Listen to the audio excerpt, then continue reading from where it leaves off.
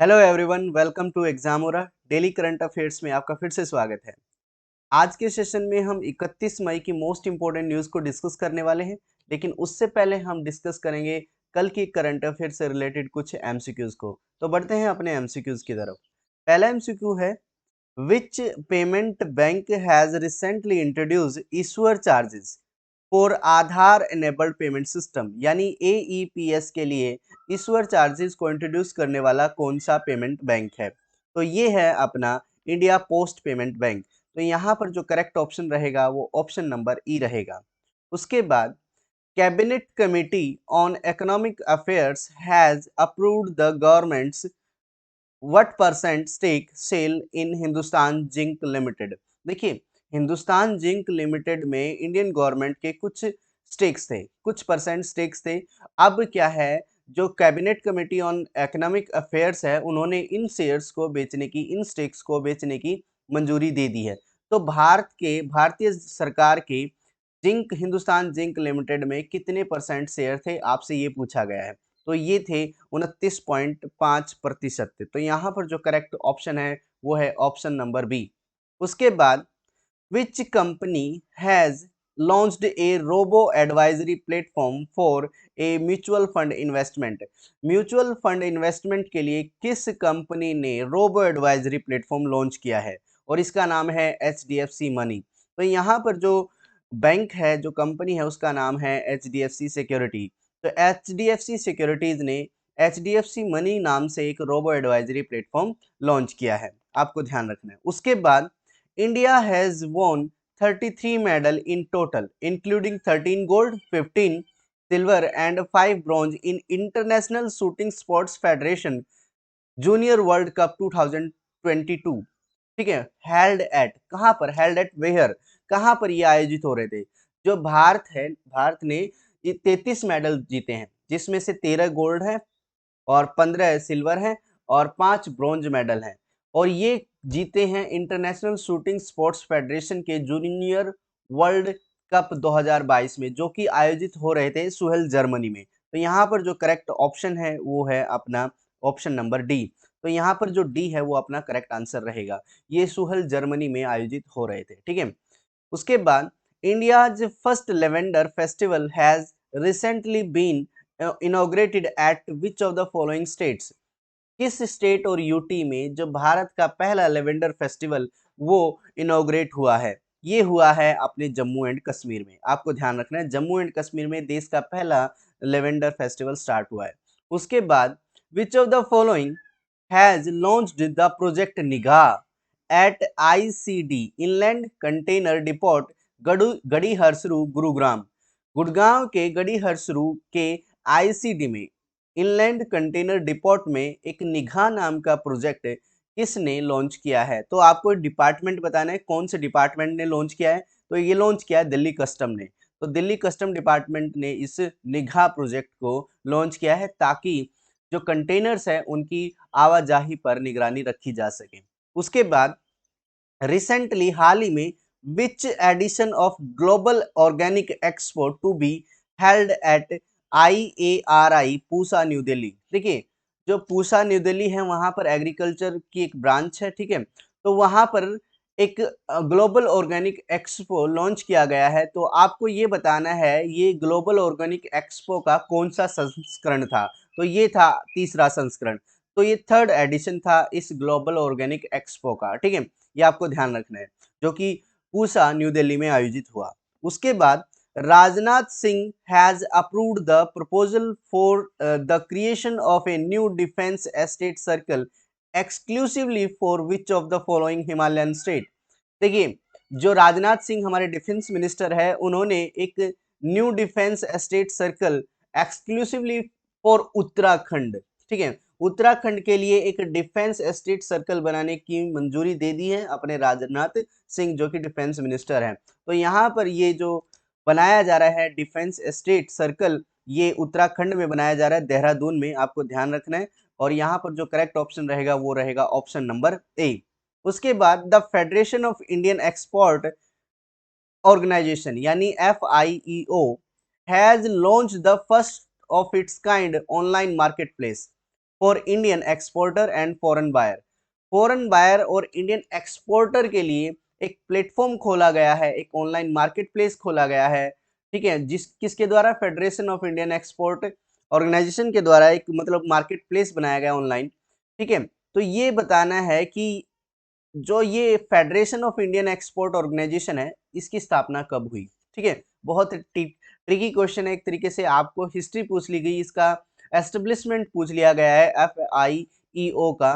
तो ये जो बना था ये 1965 में बना था, ठीक है। तो आपको ध्यान रखना है कि federation of Indian export organisation की स्थापना 1965 में हुई थी। उसके बाद what is the theme of the global organic expo 2022, जो पूसा में आयोजित हुआ था ऑर्गेनिक ग्लोबल ऑर्गेनिक एक्सपो, इसकी थीम क्या थी? इसकी थीम थी प्रॉफिटेबिलिटी फॉर ह्यूमैनिटी। तो यहाँ पर जो ऑप्शन है वो ई ऑप्शन करेक्ट है, ठीक है, प्रॉफिटेबिलिटी फॉर ह्यूमैनिटी।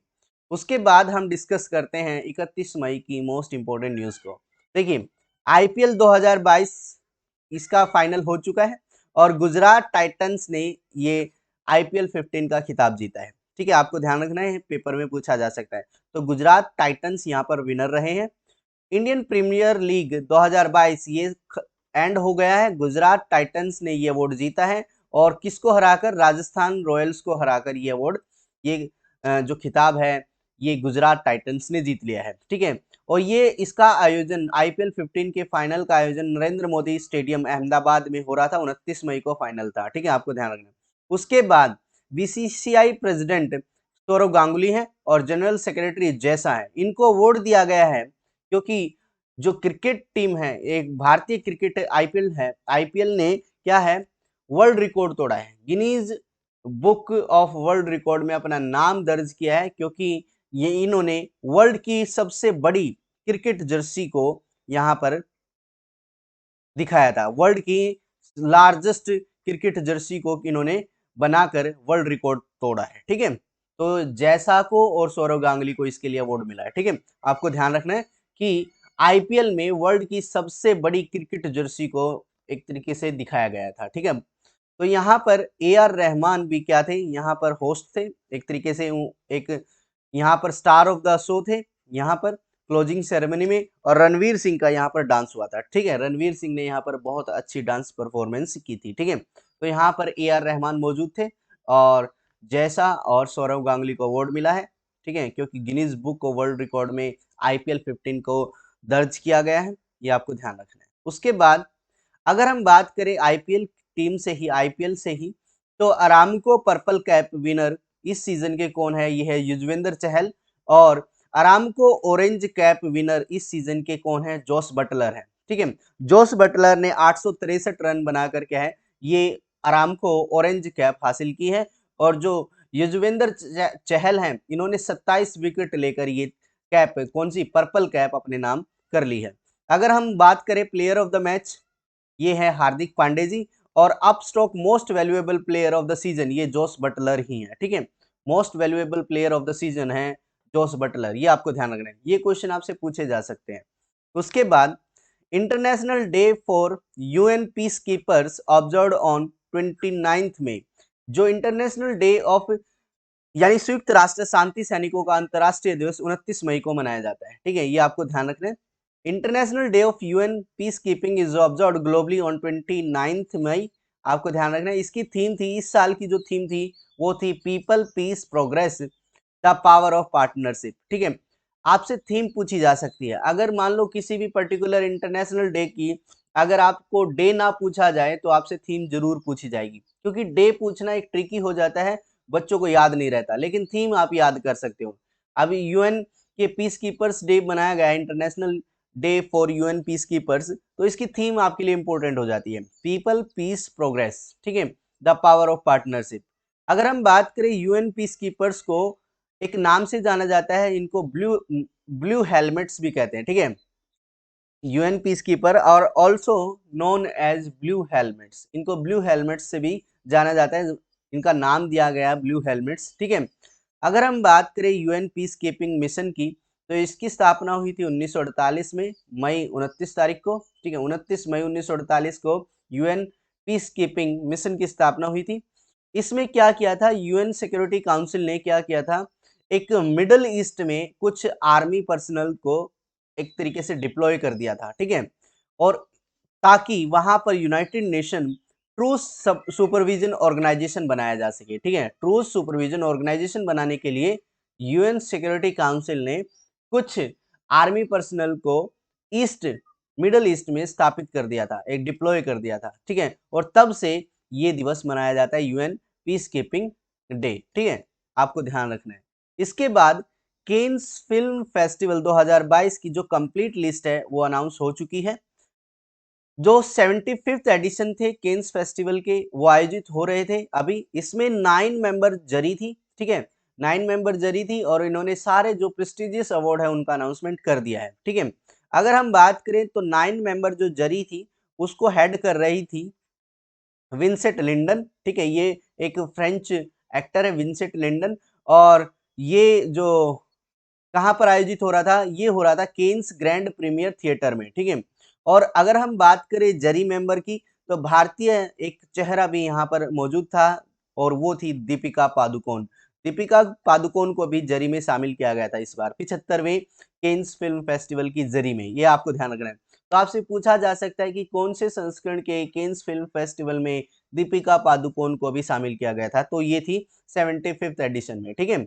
उसके बाद अगर हम बात करें केन्स फिल्म फेस्टिवल की तो पाम डी और जो अवार्ड मिला है ये मिला है ट्रायंगल ऑफ सैडनेस को, जो कि डायरेक्टेड की गई थी रूबेन ऑस्टलैंड के द्वारा, ठीक है। अगर हम ग्रैंड प्रिक्स की बात करें तो ये स्टार एट नून को मिला है, जो कि डायरेक्ट की गई है Claire Denis and Close directed by Lukas Dhont के द्वारा, ठीक है। तो दो डायरेक्टर्स हैं जिन्होंने स्टार एट नून डायरेक्ट की थी, इनको ग्रैंड प्रिक्स अवार्ड से सम्मानित किया गया है। अगर हम बात करें बहुत ही इंपॉर्टेंट है, मैं इसको कहूंगा कि आप याद रखें, एल एल ऑयल डी और एल ऑयल डी और, ठीक है, ये मिला है ऑल दैट ब्रिथ्स, ये बहुत ही फेमस है, ठीक है, इनके बारे में हम एक अलग से न्यूज पढ़ेंगे और ध्यान रखेंगे। अगर हम बात करते हैं बेस्ट डायरेक्टर का अवार्ड, ये मिला है पार्क चैन को, किसके लिए, वुक फॉर डिसीजन टू लिव। ऐसे ही बेस्ट एक्टर का अवार्ड मिला है सॉन्ग कैंग को हो फॉर ब्रोकर्स के लिए, और बेस्ट एक्ट्रेस का अवार्ड मिला है जर अमीर अब्राहिमी फॉर होली स्पाइडर के लिए, और बेस्ट स्क्रीन प्ले का अवार्ड मिला है तारिक सलेह को बॉय फ्रॉम हेवन से, ठीक है, बॉय फ्रॉम हेवंस के लिए इसको अवार्ड मिला है तारिक सलेह को बेस्ट स्क्रीन प्ले का, ठीक है। तो ये अवार्ड आपके लिए बहुत ही इंपॉर्टेंट हो जाते हैं और ये पेपर में कहीं ना कहीं आपसे पूछे जाएंगे, ठीक है, तो आप इनको बहुत अच्छे से एक बार नोट डाउन कीजिए और देख लीजिए। उसके बाद फॉर्च्यून की 500 वाली लिस्ट अनाउंस हो चुकी है, जिसमें एलोन मस्क वर्ल्ड के रिचेस्ट मैन निकल कर आए हैं, और 2021 की बात करें तो ये हाईएस्ट पेड सीईओ थे, ठीक है, highest paid CEO Elon Musk थे 2021 में, लेकिन 2022 की फॉर्च्यून 500 लिस्ट में ये वर्ल्ड के सबसे रिचेस्ट मैन है, ठीक है। इनके बारे में बात करें तो एलोन मस्क जो है ये मल्टी बिलियनियर हैं और ये सीईओ हैं टेस्ला के और स्पेस एक्स के, जो कि स्पेस एजेंसी है, और ये highest paid executive in the world रह चुके हैं, और अब ये क्या है, इन्होंने रिचेस्ट मैन की लिस्ट में टॉप किया है। Musk has top the Fortune new list of most highly compensated CEO on the Fortune 500, यानी इन्होंने फॉर्च्यून 500 की लिस्ट में मोस्ट हाईली कंपनसेटेड सीईओ के रूप में इन्होंने अपना पहला स्थान दर्ज किया है। अगर हम बात करते हैं एलोन मस्क की तो ये है टेस्ला के सीईओ, और उसके बाद सेकंड नंबर पर आए टिम कुक जो कि एप्पल के सीईओ हैं, और जेनसेन हुआंग जो एनवीडिया ग्राफिक्स, आप जानते हैं ग्राफिक कार्ड होता है एनवीडिया के आते हैं, बहुत ही फेमस है आजकल। एनवीडिया के ग्राफिक कार्ड्स आपके सिस्टम में लगाए जाते हैं ताकि जो लैपटॉप है या फिर आपका पीसी है वो अच्छे से वर्क कर सके। तो जेनसेन हुआंग एनवीडिया के क्या हैं, एक सीईओ हैं, तो ये थर्ड प्लेस पर आए हैं। और रीड हेस्टिंग आप जानते हैं नेटफ्लिक्स के सीईओ हैं, तो ये चौथे स्थान पर रहे हैं। तो ये चार स्थान आपको ध्यान रखने, आप इनको नोट डाउन कर लीजिए, ठीक है। उसके बाद बैंक ऑफ बड़ौदा यानी BOB BOB Financial and HPCL started up a co-branded contactless रुपए क्रेडिट कार्ड। यानी बैंक ऑफ बड़ौदा ने और HPCL ने, हिंदुस्तान पेट्रोलियम कॉर्पोरेशन लिमिटेड ने मिलकर एक को ब्रांडेड कॉन्टैक्टलेस रुपए क्रेडिट कार्ड स्टार्ट किया है। इसके बारे में देखें तो HPCL, Hindustan petroleum and corporation limited and bank of Baroda, इन्होंने को ब्रांडेड कॉन्टैक्टलेस रुपए क्रेडिट कार्ड लॉन्च किया है। ठीक है, लॉन्च कर दिया है। अगर हम बात करें तो ये इन दोनों का कोलैबोरेशन किसके तहत हुआ है? National payment corporation of India के अंडर हुआ है। ठीक है, इन दोनों का जो कॉर्पोरेशन हुआ है HPCL का और BOB बैंक ऑफ बड़ौदा का, वो national payment corporation of India के अंडर हुआ है। ठीक है, ऐसे ही अगर बात करें BOB, ये क्या है? ये एक फाइनेंशियल, BOB फाइनेंशियल ये क्या है? बैंक ऑफ बड़ौदा की होली ओन्ड सब्सिडरी है, ये आपको ध्यान रखना है। उसके बाद बहुत ज्यादा इंपॉर्टेंट न्यूज है, justice Mohanty gets additional charges for Lokpal chairperson. ठीक है, एडिशनल चार्जेस लोकपाल चेयरपर्सन यानी लोकपाल के अध्यक्ष के रूप में अतिरिक्त प्रभार संभाला है जस्टिस मोहंती ने। ठीक है, तो बहुत ही इंपॉर्टेंट न्यूज है और आप इनको ध्यान रखेंगे। प्रेसिडेंट रामनाथ कोविंद ने has given justice Pradeep Kumar Mohanty the additional charges of Lokpal chairperson. Lokpal के अध्यक्ष के रूप में जस्टिस प्रदीप कुमार मोहंती को अतिरिक्त प्रभार दिया गया है। ठीक है, अगर हम बात करें पिनाकी चंद्र घोष, जो कि पहले लोकपाल रहे हैं, इन्होंने अपनी टर्म को कंप्लीट कर लिया है। ठीक है, एज ए लोकपाल चीफ, और इसमें अभी फिलहाल 6 मेंबर्स हैं लोकपाल में। ठीक है, प्रेसिडेंट रामनाथ कोविंद ने क्या किया है? 23 मार्च 2019 को एडमिनिस्ट किया था ओथ को, जो कि पिनाकी चंद्र घोष की एक ओथ सेरेमनी थी। ठीक है, रामनाथ कोविंद ने ही उनको शपथ दिलाई थी, पिनाकी चंद्र घोष को। ठीक है, तो ये पहले लोकपाल रहे हैं हमारे, अब इन्होंने अपना टर्म है वो कंप्लीट कर लिया। इनकी जगह अब अतिरिक्त बाहर संभालेंगे लोकपाल जस्टिस प्रदीप कुमार मोहंती। ठीक है, ये आपको ध्यान रखना है।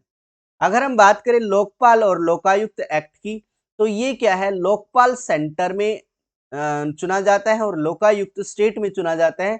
ये केसेस को देखते हैं करप्शन के, और करप्शन जैसी एक्टिविटीज के जो भी केसेस होते हैं उनको देखा जाता है लोकपाल या लोकायुक्त के द्वारा। लोकपाल सेंटर में नियुक्त किया जाता है और लोकायुक्त स्टेट में नियुक्त किया जाता है। ठीक है, ये आपको ध्यान रखना है। अगर हम बात करें तो लोकपाल जो है चीफ मेंबर्स हैं, वो 5 साल के लिए, 5 ईयर के टेन्योर के लिए चुने जाते हैं, या फिर उनकी उम्र 70 साल हो। अगर हम एज की बात करें तो या तो 70 साल उम्र होनी चाहिए या फिर 5 साल तक वो काम करेंगे। अगर मान लो कोई 5 साल, मान लो कोई 5 साल से पहले 70 साल का हो जाता है तो वो रिटायर हो जाएगा। ठीक है, तो मैक्सिमम एज है 70 ईयर्स और जो टेन्योर है वो 5 ईयर्स का है। उसके बाद अगर हम बात करें RBI के बैंक नोट की, एक सर्वे हुआ है जिसमें 100 के नोट को मोस्ट प्रेफर्ड बैंक नोट माना गया है।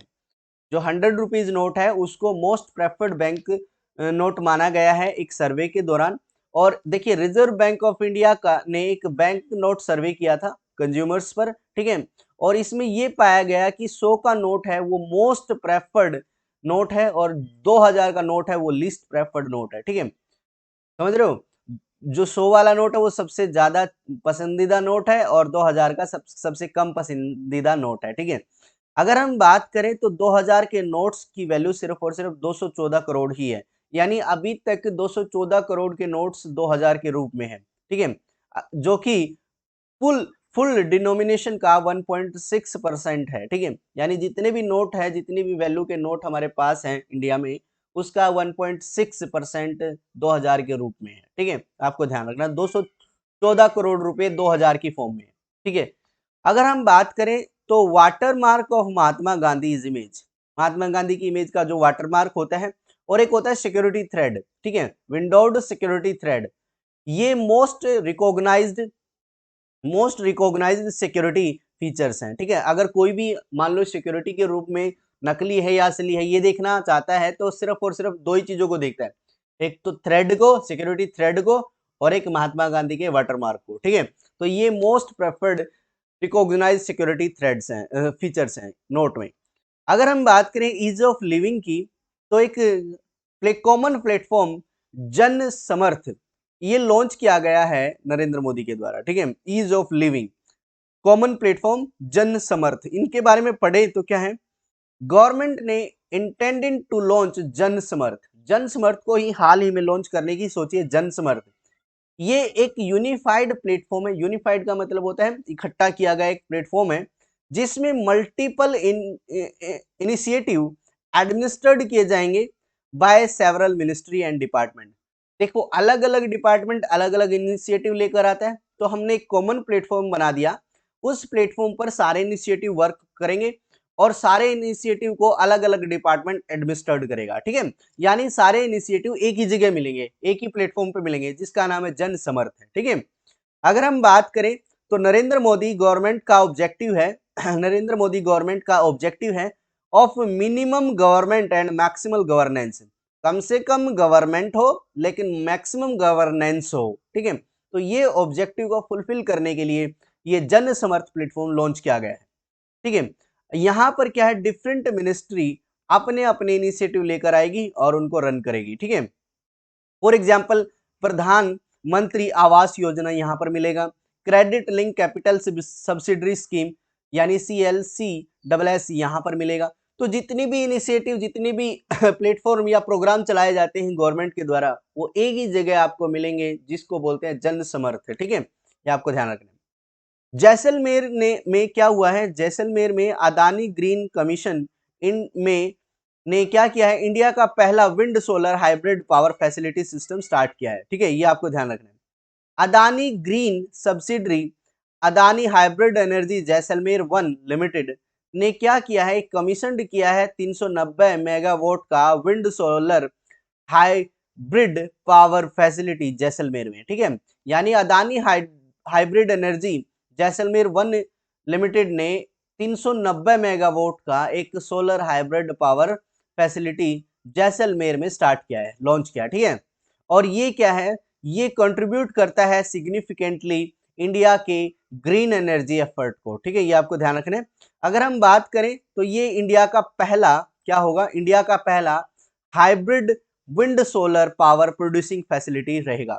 तो आपके लिए इंपॉर्टेंट हो जाता है अगर कोई भी भारत का पहला आ जाता है, ठीक है। तो ये भारत का पहला hybrid wind solar power producing facility कहां पर है, जैसलमेर में। किसके द्वारा स्थापित किया गया, अदानी ग्रुप के द्वारा, यानी Adani hybrid energy Jaisalmer 1 limited के द्वारा इसको स्थापित किया गया। तो आपके लिए ये क्वेश्चन, ये जो न्यूज है बहुत ही इंपॉर्टेंट होने वाली है और आपसे कहीं ना कहीं किसी न किसी एग्जाम में ये पूछी जा सकती है। तो wind solar power producing facility Bharat का पहला ये जैसलमेर में है, ठीक है। आपको ध्यान रखना है। अगर हम बात करें wind solar hybrid energy according to Vineet S Jain जो कि एमडी और सीईओ हैं अदानी ग्रीन एनर्जी लिमिटेड के, एक की part of the company business strategy. उन्होंने बताया कि जो ये हमारा प्लान है, ये प्रोजेक्ट है, ये एक बहुत ही इंपॉर्टेंट पार्ट की प्लान है कंपनी का, कंपनी की स्ट्रेटेजी का की प्लान है, इसलिए उन्होंने ये स्थापित किया है, ठीक है।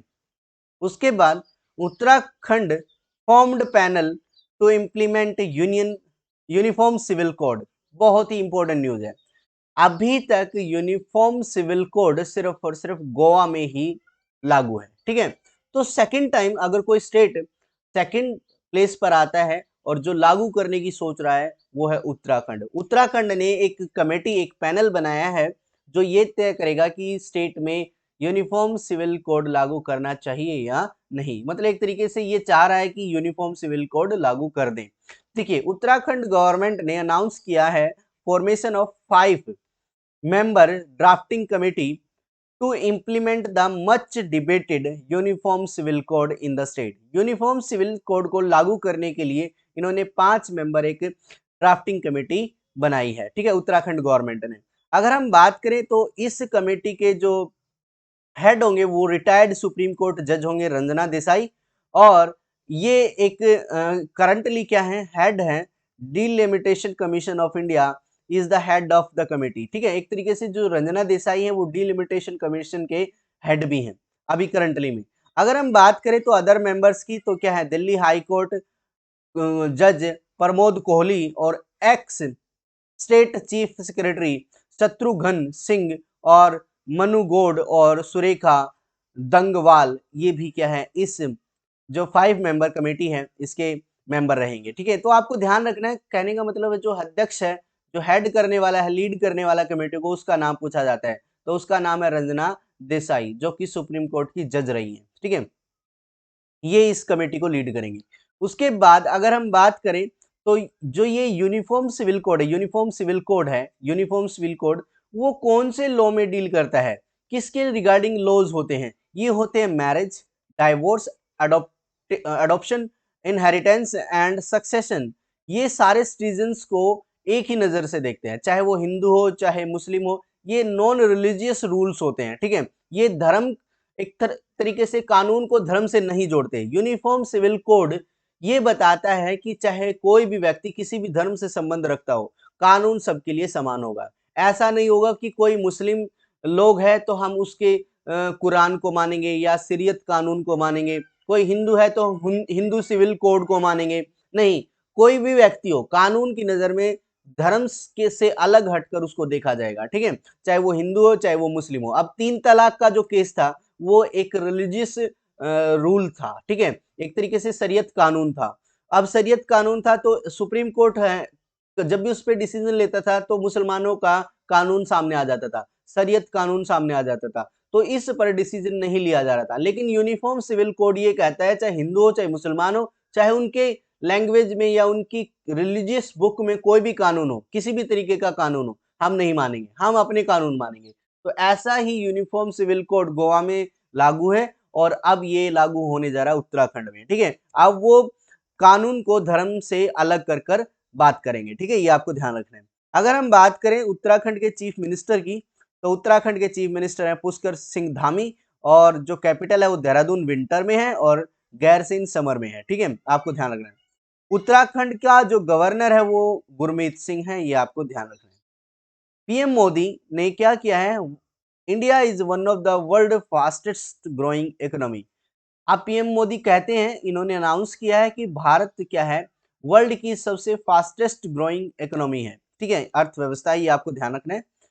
पीएम मोदी ने अनाउंस किया है कि India has become the one of the world fastest growing economy. Fastest growing economy, ये भारत क्या है, जितनी भी इकोनॉमी है उनमें फास्टेस्ट ग्रोइंग इकोनॉमी है। ठीक है, आपको ध्यान रखना है। अगर हम बात करें ये कब अनाउंस किया है, ये अनाउंस किया है PM cares for children scheme benefit.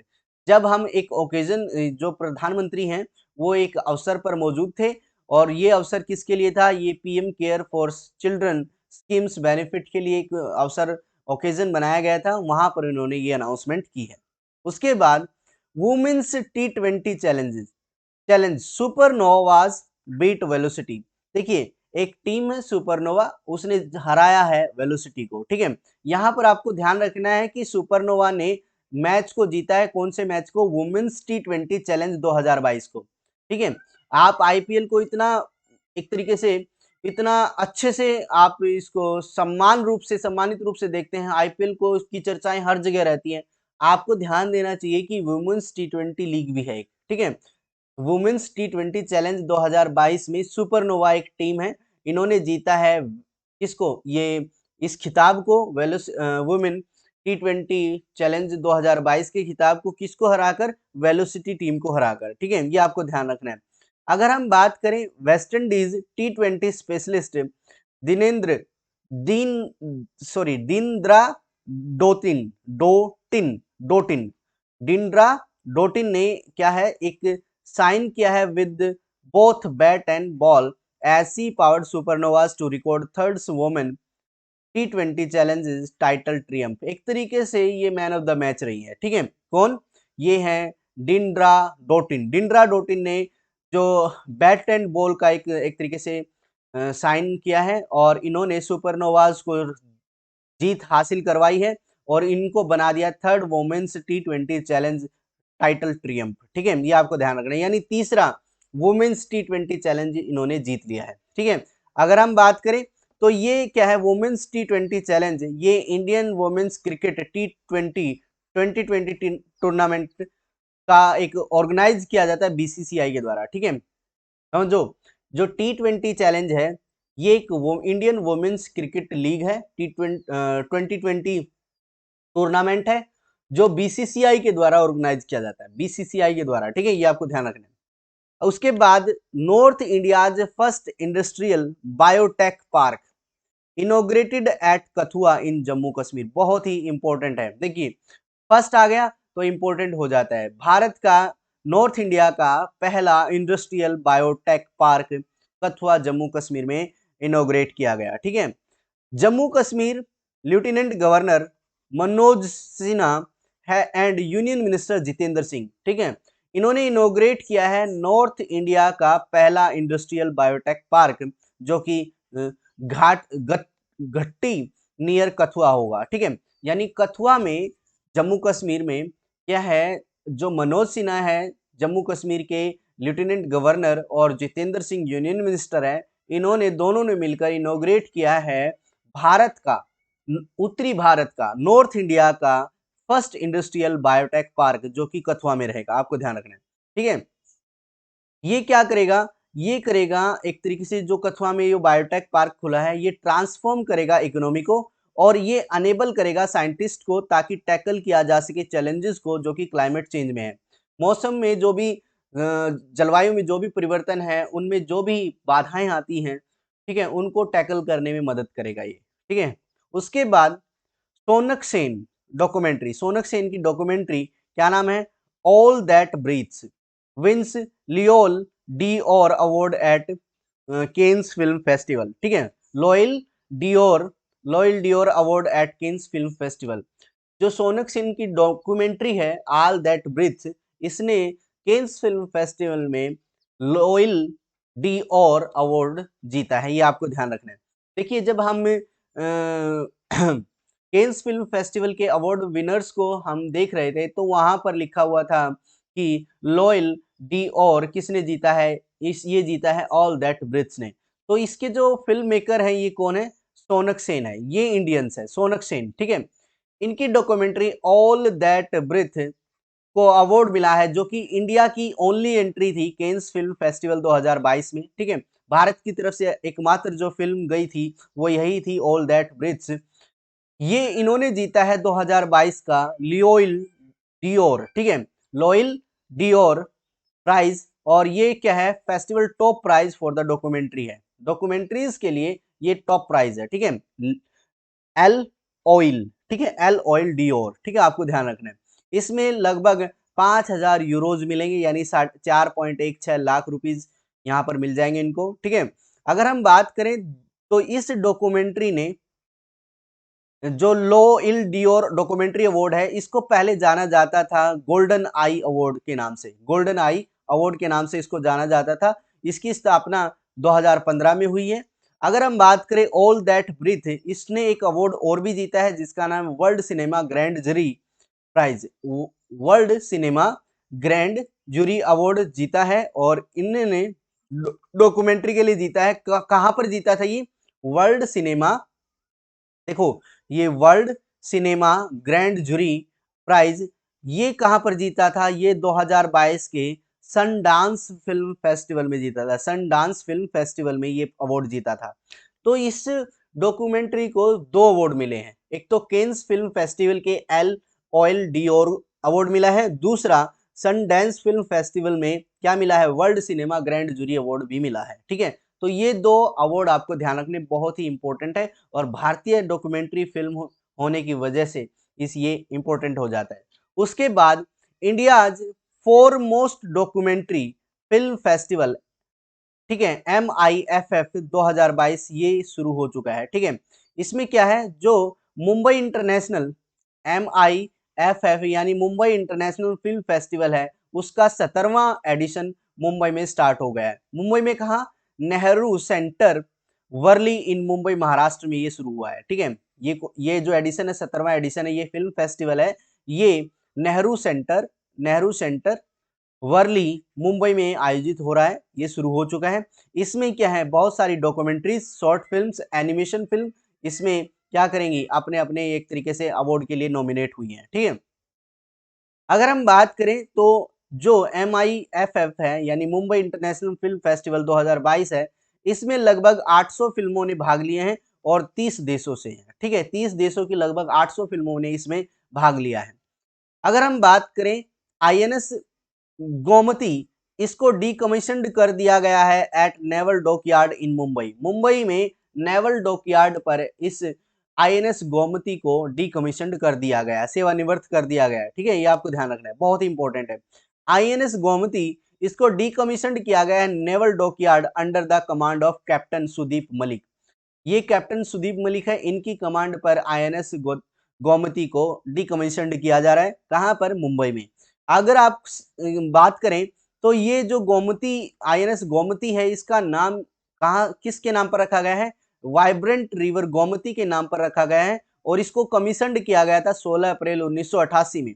1988 में क्या है, इसको कमीशन्ड किया गया था, अब इसको डीकमीशन्ड किया जा रहा है। ठीक है, और जो इसको कमीशन्ड किया गया था वो किया गया था के.सी. पंत, जो कि अपने डिफेंस मिनिस्टर थे, उनके द्वारा। ठीक है, कहां पर किया गया था? ये मझगांव डॉकयार्ड लिमिटेड मुंबई में किया गया था। ठीक है, मझगांव में किया गया था। अभी क्या है, इसको डीकमीशन्ड किया जा रहा है मुंबई में ही। ठीक है, उसके बाद जियोलॉजिकल सर्वे ऑफ इंडिया का कहना है कि Bihar has India's largest gold reserve, कि बिहार के पास भारत का सबसे बड़ा गोल्ड रिजर्व है। ठीक है, ये कौन कहता है? ये जियोलॉजिकल सर्वे ऑफ इंडिया कहता है। अगर हम बात करें, एक सर्वे में ये पाया गया है, जियोलॉजिकल सर्वे ऑफ इंडिया के सर्वे में पाया गया है कि gold reserve of around 222.88 million tonne, ये और इसमें 27.6 टन ऑफ मिनरल रिच और are present in Jamui Jamui district of Bihar.